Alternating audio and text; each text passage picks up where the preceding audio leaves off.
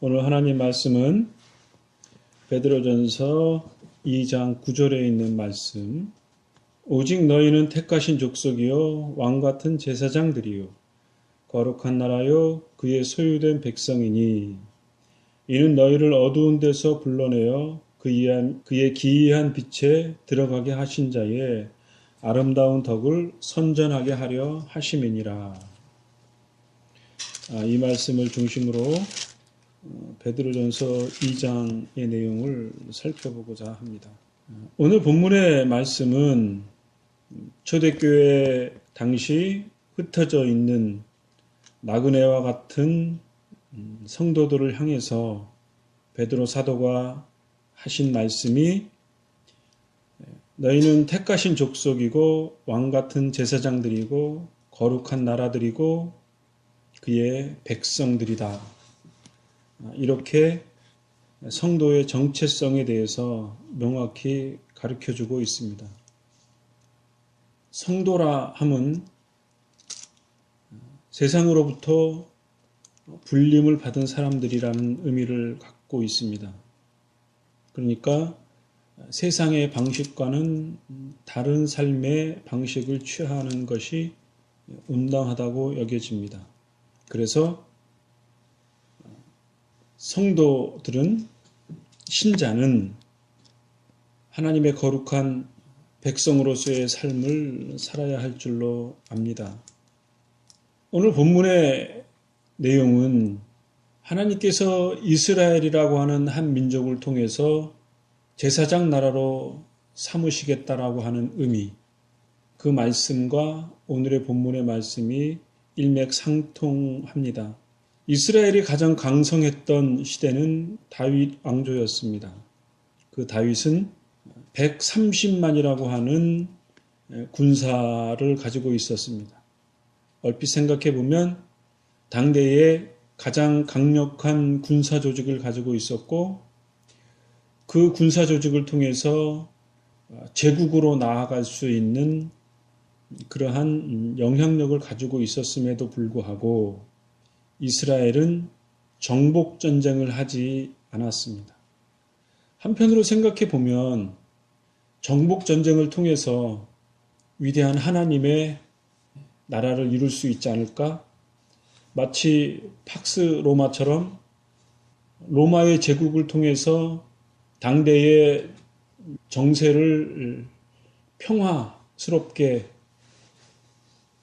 만들 수 있는, 그렇게 불려질 수 있는 여건을 만들면 얼마나 좋았을까? 그러면 진정한 하나님의 나라가 이 땅에 이루어지지 않았을까? 그런 생각을 갖게 됩니다. 우리가 하나님에 대해서 또 하나님의 통치하시는 방식에 있어서 하나님이 절대 주권자로서 완벽하게 하나님의 통치 역사를 이루시면 우리에게는 불의도 없고 갈등도 없고 천국의 나라가 이 땅에 실현될 수 있지 않을까, 그런 의구심을 갖는 것이 사실입니다. 그런데 성경은 그렇게 하나님의 역사를 이루지 않고 있습니다.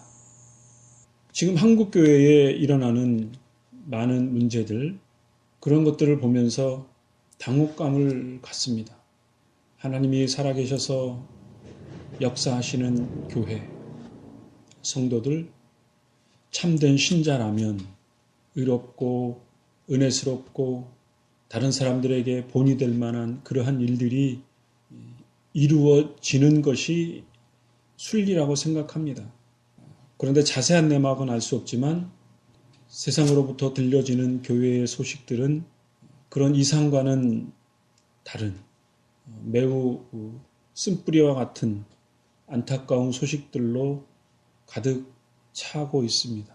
이번 주에는 부평에 있는 큰 교회가 다른 지역에 있다가 담임으로 왔는데 거기에 있던 목사님들이 자기의 담임권을 주장하다가 서로 욕설을 하고 싸웠다라는 기사가 있었습니다. 자세한 내막은 알 수 없지만 교회가 이래서 될까라는 매우 안타까운 심정을 금할 수 없습니다. 제가 전에 한때 직접적으로 관여한 것은 아니지만 교제를 나누던 그런 공동체가 있었습니다. 근데 어느 순간에 좀 지속하기가 어렵겠다라는 생각을 갖게 됐습니다.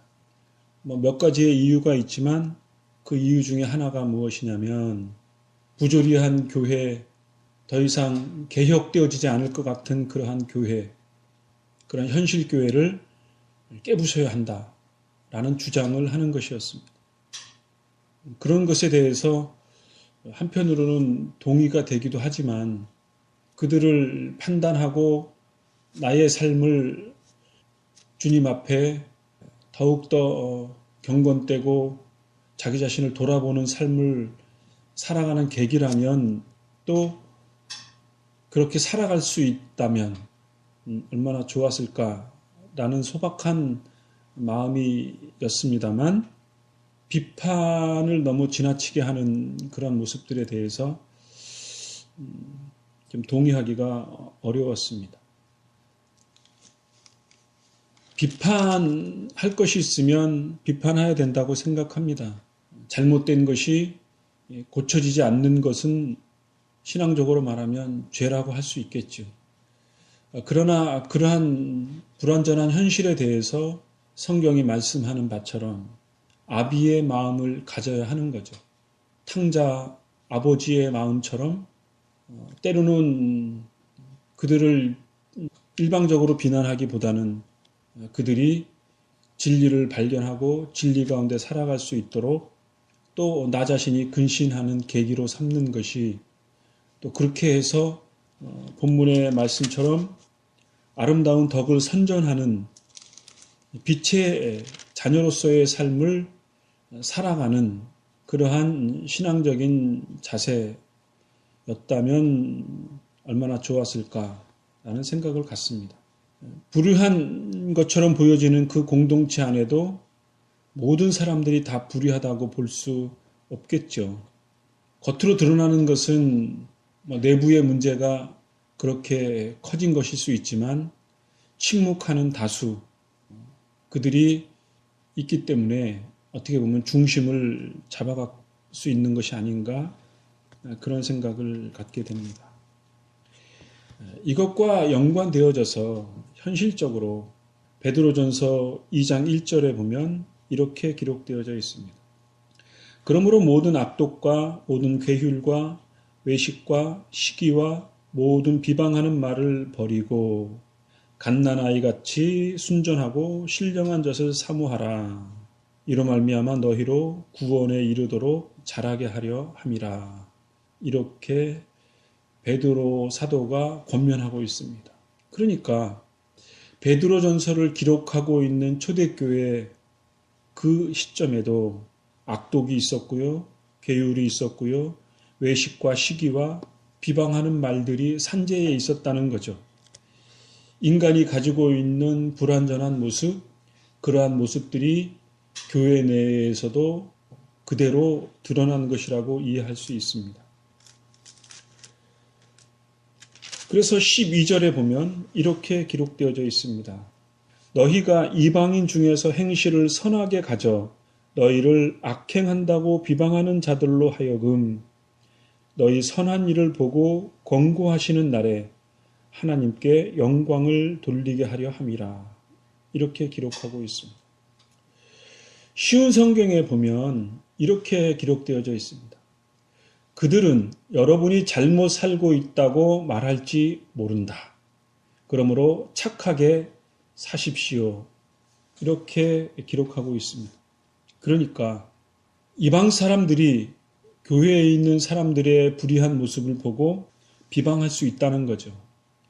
비방하는 그들을 향해서 너희는 왜 비방하냐라고 항변할 수도 있을 거라고 생각합니다. 그러나 그 항변을 변명하기보다는 우리가 더 착하게 살아감으로써 불의하게 행하는 것 사람들을 향해서 부끄럽게 하고 그 선하게 살아가는 것이 교회 안에서, 공동체 안에서 더 빛을 발하도록 하는 것이 하나님의 방식, 교회 공동체의 영적인 원리라고 하는 거죠. 그래서 16절에도 보면 오직 하나님의 종과 같이 하라, 이렇게 말씀하고 있는 거죠. 우리가 하나님의 종과 같이 하나님 면전 앞에서 행하는 것처럼 경건되고 바람직하게 선한 일을 행함으로써 다른 사람들에게 선한 영향력을 미칠 수 있는 것이 성경의 가르침이 아닌가 생각되어집니다. 9절의 본문의 말씀처럼 우리들은 불완전하지만 불완전한 가운데 우리를 택하신 족속이고 그의 소유된 백성이라고 베드로 사도는 권면하고 있습니다. 그 이유가 무엇일까? 그 근거에 대해서 베드로전서 2장 4절에는 이렇게 말씀합니다. 사람에게는 버림바가 되었으나 하나님께는 택하심을 입은 보배로운 산돌이신 예수에게 나아와 너희도 산돌같이 신령한 집으로 세워지고 예수 그리스도로 말미암아 하나님이 기쁘시게 받으실 신령한 제사를 드릴 거룩한 제사장이 될지니라. 산돌이신 예수님 앞에 나아가서 우리는 그의 제사장이 되라. 이렇게 권면하는 거죠. 7절에는 뭐라고 말씀하냐면 그러므로 믿는 너희에게는 보배이나 믿지 아니하는 자에게는 건축자들의 버린 그 돌이 모퉁이의 머릿돌이 되고 또한 부딪히는 돌과 거치는 반석이 되었다 하리니 저희가 말씀을 순종치 아니함으로 넘어지는 자니 이는 저희를 이렇게 정하신 것이라고 말씀합니다. 건축자들의 버린 돌, 세상이 버린 돌, 인간이 버린 그 돌, 유대인들이 예수님을 십자가에 못 박힌 그 예수, 그 예수님이 십자가에서 죽으시고 피를 쏟으심으로써 이룩하신 완전한 산제사, 그 예수 그리스도를 통해서 산돌이 되게 하시고 머릿돌이 되게 하셨다는 거죠. 예수 그리스도를 통해서 보배로운 돌이 되게 하시고 견고한 기초돌이 되게 하시고 그리고 이 예수 그리스도를 통해서 시험의 돌이 되게 하셨다는 거죠. 이것이 우리에게 있어서 대단히 중요한 가르침이라고 여겨집니다. 우리는 다 죄인이고 예수 그리스도께서 이룩하신 그 온전한 기초 돌 위에 하나님의 성전이 세워지고 하나님의 나라가 세워지고 하나님의 의로움이 그 위에 있는 거죠. 그리고 우리는 그 가운데에서 성숙되어지고 자라져 가는 것이라고 이해할 수 있습니다. 이 기초돌이신 예수 그리스도, 그 예수님에 대해서 24절에는 이렇게 말씀합니다. 친히 나무에 달려 그 몸으로 우리 죄를 담당하셨으니 이는 우리로 죄에 대하여 죽고 의에 대하여 살게 하려 하심이라. 이렇게 말씀합니다. 예수 그리스도께서 십자가에서 인간의 죄를 위해서 지신 그 피 흘림 속죄의 은혜, 그 죄에 대하여 죽은 우리가 예수 그리스도의 살으심으로 우리가 예수 그리스도의 의가 전가되어지는 거죠. 우리는 이 사실을 잊을 때가 종종 있습니다. 예수를 처음에 믿으면 정말 내 마음이 새로워지고 내 마음이 기쁘고 교회 안에서 예배드리는 거나 사람들이 천사와 같고 기쁨을 누립니다. 아, 세상에 이러한 것도 있구나. 정말 새로움을 경험하게 됩니다. 그런데 시간이 지나면서 그 성령의 충만하신 은혜로부터 우리가 현실에 적응될 때 교회 내에서 이런저런 모습들을 발견하게 됩니다. 실망하게 되고요. 더 나아가서는 정죄하게 되지요. 잘못된 것들을 비판하기도 합니다. 그런데 그것이 기간이 많아질수록 긴 역사적 과정을 통해서 결론은 뭐냐면 거듭난 그리스도인도 실수하고 잘못할 수 있구나라는 사실을 발견하게 된다는 것입니다. 그러니까 다른 한편으로 보면 정죄한다라고 하는 그 의미, 다른 사람들을 정죄할 수 있겠죠. 그러나 그 정죄를 통해서 우리는 예수 그리스도께서 이룩하신 피 흘림의 은혜, 구속의 은혜를 약화시키거나 때로는 망각하게 되는 또 다른 죄를 범하게 된다는 사실을 발견하게 됩니다. 우리는 깨어있는 그리스도인으로서 이 세상의 죄에 대해서 우리는 인지해야 합니다. 분별해야 하고 더 명확한 신앙적인 자세를 견지해야 된다고 생각합니다. 죄를 무작정 덮자는 얘기도 아니고 무감각하자는 이야기도 아닙니다. 옳고 그름에 대해서 우리는 하나님의 말씀의 기준에 따라서 명확한 기준을 가지고 있다고 생각합니다. 그러나 모든 그리스도인들이 그 뜻에 완벽하게 살지 못하는 현실을 감안할 때, 그러한 그리스도인 또는 나 자신이 있을 때 그것을 교훈 삼아 근신해야 한다는 거겠죠. 나를 통해서 하나님의 의로움을 이룰 수 있다라고 하는 그러한 경건된 자세를 가져야 한다고 생각합니다. 베드로전서 2장 12절의 말씀에 보면 이러한 말씀이 있습니다. 너희가 이방인 중에서 행실을 선하게 가져 너희를 악행한다고 비방하는 자들로 하여금 너희 선한 일을 보고 권고하시는 날에 하나님께 영광을 돌리게 하려 함이라. 이렇게 말씀합니다. 악행한다고 우리를 비방하는 사람이 있을지라도 우리의 선한 행실을 보고 하나님께 영광을 돌리는 깨어있는 나 자신, 깨어있는 공동체가 되어야 할 줄로 압니다. 그래서 갈라디아서 5장 16절에는 이렇게 말씀하고 있습니다. 갈라디아서 5장 16절에는 내가 이르노니 너희는 성령을 쫓아 행하라. 그리하면 육체의 욕심을 이루지 아니하리라. 육체의 소욕은 성령을 거스리고 성령의 소욕은 육체를 거스리나니 이 둘이 서로 대적함으로 너희의 원하는 것을 하지 못하게 하려 함이니라고 말씀하고 있습니다. 내면적으로 우리 육체의 소욕과 성령의 소욕이 문제일 수도 있지만 사회적으로 보면 공동체의 선한 일과 악을 해치는 그러한 악의 구조가 있다고 하는 거죠. 그러한 것들이 서로 싸워서 문제가 되겠죠.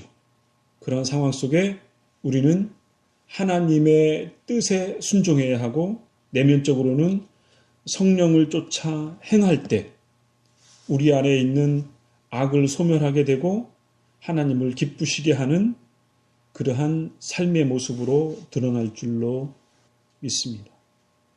그래서 우리는 더 깨어 있어야 하고 육체의 소욕을 제하여 하고 우리의 욕망을 제어해야 하고 하나님을 기쁘시게 하려는 선한 마음, 선한 의지, 성령의 인도하심을 받는 그러한 절대적인 순종과 믿음으로 살아가려고 하는 신앙적인 자세가 필요하다고 하겠습니다. 이런 은혜가 저와 여러분의 삶 가운데 한 주간 동안 지속되어지기를 간절히 바랍니다. 그래서 우리가 하나님의 택하신 족속이고 왕같은 제사장들이고 거룩한 나라고 그의 소유된 백성으로서 어두운 가운데서 불러내신 하나님의 그 무한하신 은혜에 따라서 그리고 우리가 그 기이한 빛에 들어가게 하신 자의 아름다운 덕을 선전하는 그런 믿음의 삶을 살아가기를 간절히 바라는 것입니다. 이런 은혜가 저와 여러분의 삶 가운데 있게 되어지기를 간절히 바랍니다. 기도하겠습니다.